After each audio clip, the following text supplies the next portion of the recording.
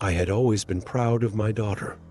From the moment she took her first steps, it was clear that she was destined for something extraordinary. I remember the way she tottered around the living room, her tiny legs wobbling as if she was testing the world for the first time. But even then, there was an elegance in her movements. It was as though the air around her had already recognized her grace. As she grew, that natural fluidity became more apparent, more deliberate. I'd watched her struggle with the other activities I had signed her up for: soccer, gymnastics, but when she was given her first pair of ballet slippers, something clicked. It was like she was born to dance. At 4, she could do a perfect pirouette, and at 5, she had mastered the delicate art of the arabesque. Her teacher was astounded by her ability to pick up complicated moves with just a few instructions. By the time she was 6, her talent was undeniable. She had won her first recital award, nothing huge, just a little trophy, but to me, it was a sign that she was on the right path. By the time she was 8, she was performing in local competitions, earning top honors in each one. At 10, she won a prestigious Young Dancers Award that made everyone take notice. Her name was whispered in the circles of the best dance academies, and I could already picture her on the grand stages, performing in front of adoring crowds. I could already hear the applause in my mind, feel the warmth of the spotlight on her. Her personality was as beautiful as her dancing. She was always a quiet girl, shy, but not timid. She would speak only when spoken to, but when she danced, it was as though she spoke a language all her own. She had a quiet confidence about her, a focus that made her stand out from the other girls. She didn't seek attention, but she was magnetic, and when she performed, everyone's eyes were drawn to her, mesmerized by the way she glided across the floor, as if weightless. At home, she was still that soft-spoken girl. She loved to read, often curled up on the couch with a book, lost in her world. She wasn't interested in the social games of other girls her age. She had friends, of course, but her real joy came from dancing, from the way it made her feel like she could fly. When she was little, she'd often tell me that she wanted to dance in the stars. I'd laugh and tell her that she was already shining like one. I pushed her, yes. I admit it. I wanted to see her succeed. I wanted to make sure that the world saw the same brilliance that I saw in her every single day. But it was for her own good, wasn't it? I didn't just dream for myself, I dreamed for her, for the way she would dazzle the world. She never complained. She took every new challenge in stride, always striving to be better. If she got tired or frustrated, she would retreat into her quiet world, but it was never for long. She'd come back with renewed determination, working harder, pushing herself further. She had already done so much by the time she was 12. National competitions were within her reach, and I was sure she would be accepted into one of the top dance schools in the country. She was going to be something. I knew it. The world would know her name. But then came the diagnosis. Cancer. Terminal. Less than a year to live, they said. The words hit me like a hammer, but my mind couldn't quite grasp them. It didn't seem real. My daughter, my beautiful, strong daughter, the one with the delicate pirouettes and the graceful leaps, wasn't supposed to be sick. She wasn't supposed to die. I tried to hold on to hope, to cling to the idea that maybe, just maybe, there could be a miracle. That this was just a bad dream, something I could wake up from. The doctors told us the treatment might give her more time, but it would only prolong the inevitable. They were gentle with their words, but they didn't need to say much. I could see the truth in their eyes. For a while, I put on a brave face for her. I told her that everything would be okay, that she just had to stay strong. But deep down, I knew. Every time she coughed or winced in pain, I knew. Every time her breathing grew shallow, every time she struggled to get out of bed, I could feel my heart breaking all over again. As the months went by, my daughter's condition worsened. The once vibrant girl who leapt across the stage with such grace was now too weak to lift herself from her bed. Her legs, once so strong, now trembled when she tried to stand. Her skin became pale, almost translucent, and the light that used to sparkle in her eyes had dulled. I watched her, helpless, as she withered away. It was as though her spirit was slowly being drained from her, leaving behind a shell of the girl she used to be.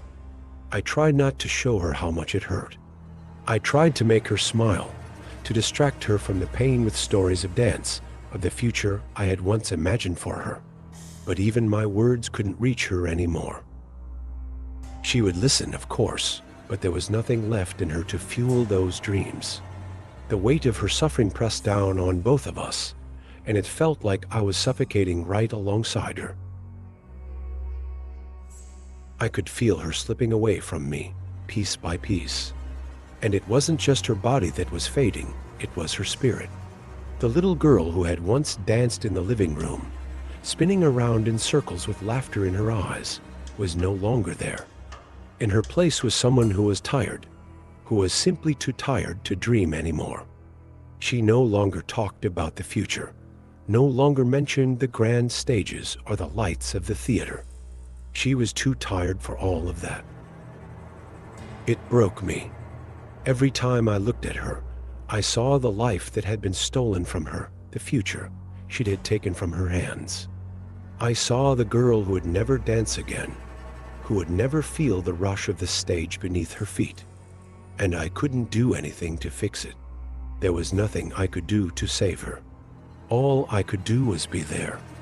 All I could do was hold her hand, give her water when she was thirsty, and try my best to comfort her. One night, I was downstairs, trying to distract myself with the flickering television. The house was quieter than usual, the air thick with stillness, as if even the walls knew something was wrong. I was lost in the hum of the TV, trying to block out the gnawing ache in my chest when I heard it. At first, it was faint, a soft, rhythmic bumping sound, almost like something brushing against the walls upstairs. My mind dismissed it at first, chalking it up to the house settling, the creaks of an old structure sighing in the quiet. But then the sounds grew louder. Bump, bump, bump. It wasn't natural. My heart skipped a beat. What could it be? My thoughts raced. Was it her? Was she awake, moving around? I didn't want to disturb her, not now. But the noise wouldn't stop. A creeping unease slithered up my spine, and I pushed myself off the couch, my hands trembling as I gripped the railing of the stairs. Each step felt like 100 pounds of weight pressing down on me.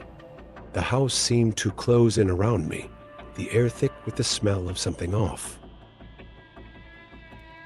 By the time I reached the top, my pulse was erratic, my breathing shallow. The door to her room was ajar, the shadows beyond flickering like they had a life of their own. I hesitated. Was she?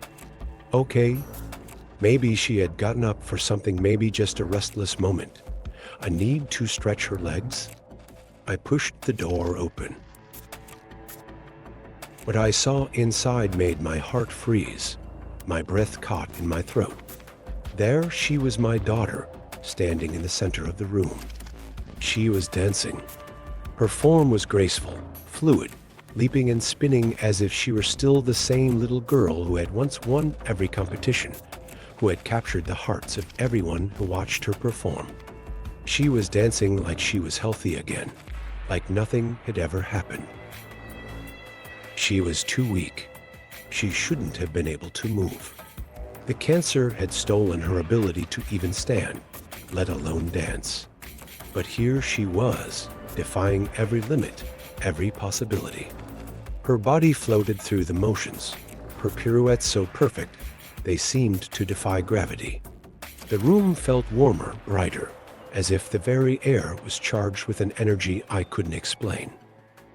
It was like something had taken over her, something beyond me, beyond the sickness that had drained her just days ago. I stood frozen in the doorway, my thoughts scrambling, trying to make sense of it. How could this be? My mind refused to process the impossible. The logical part of me knew this wasn't possible, but the part of me that still hoped still clung to the idea of some miracle, swelled with pride. My daughter, my beautiful ballerina, was dancing again, and it was a miracle. I reached for the camera on the shelf, my hands shaking as I fumbled to grab it. I couldn't let this moment pass. I couldn't let this slip away, this sudden burst of life, this glimpse of the girl I had lost to illness. I snapped the first photo, then another, each click of the camera capturing a new angle, a new leap, a new moment of her elegance. The joy bubbled up inside me, like I hadn't felt in months. The camera clicked over and over, the sound of it almost comforting, as if it were sealing this moment in time, something I could hold onto forever. But then, as she landed her final leap, holding an arabesque with such perfection that it made my breath catch, I stopped. The applause died in my throat as I looked at her face. Something was wrong. Her eyes were rolled back into her head, showing only the whites of her eyes. Her face, once flushed with the healthy glow of youth, was now deathly pale. I couldn't breathe. I couldn't move. My heart dropped, the euphoria of the moment turning to ice in my veins. I stumbled forward, trying to reach her, but before I could, she crumpled to the floor in a heap. My breath caught in my throat, my voice lost. I called her name, but the sound of it was muffled in the empty room. I felt my hands trembling as I dialed for help, but the numbers on the phone seemed to blur together. No, this wasn't happening. It couldn't be happening. Not now, not when she had been so alive just moments ago. The ambulance came too late. When we arrived at the hospital, the cold reality hit like a slap. The doctors told me what I already knew, what my heart had known from the moment I saw her fall. She was gone. She had danced herself to death. Her frail heart couldn't withstand the strain of her sudden, miraculous performance. My world collapsed. I couldn't breathe. I couldn't think. How could this happen? How could I lose her? She was supposed to be my future, my pride, my everything. She was supposed to be dancing in theaters, on stages. She was supposed to, but it was too late. My daughter was gone. When I returned home, my hands shook as I sifted through the photos, the last remnants of her life. I held the first photo in my hands, marveling at the perfect image of her mid-leap. She looked so full of life, so vibrant. I moved to the next, and the next, until I reached the final one, the last photo of her, frozen in that arabesque position. That's when I saw it. The air went cold. My breath caught again. My fingers numbed as they hovered over the photo, and I realized with a sickening jolt that the thing I had failed to notice before was there in every photo. A shadow. A hand.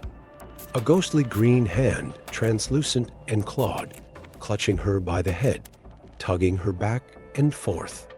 It wasn't her doing it. She wasn't dancing alone. The hand dragged her, forced her to move, to dance like a puppeteer. I dropped the photos. They scattered across the floor, the images of my daughter's last moments flashing before me. My heart raced, panic seizing me, but I couldn't scream. I couldn't move. The hand, the thing that had taken my daughter, was there, in every picture, pulling her beyond her control, beyond her will. It wasn't a miracle. It was a curse. The last thing I saw before my world crumbled into madness was the hand, still gripping her, still tugging her toward the final horrific dance. My hands shook violently as the photos slipped from my grasp. The truth, the horrifying truth, was more than I could bear. I collapsed to the floor, the pictures scattered around me, their ghostly images forever burned into my mind. My daughter was gone. And in the end, she had not danced for joy, she had danced because something forced her.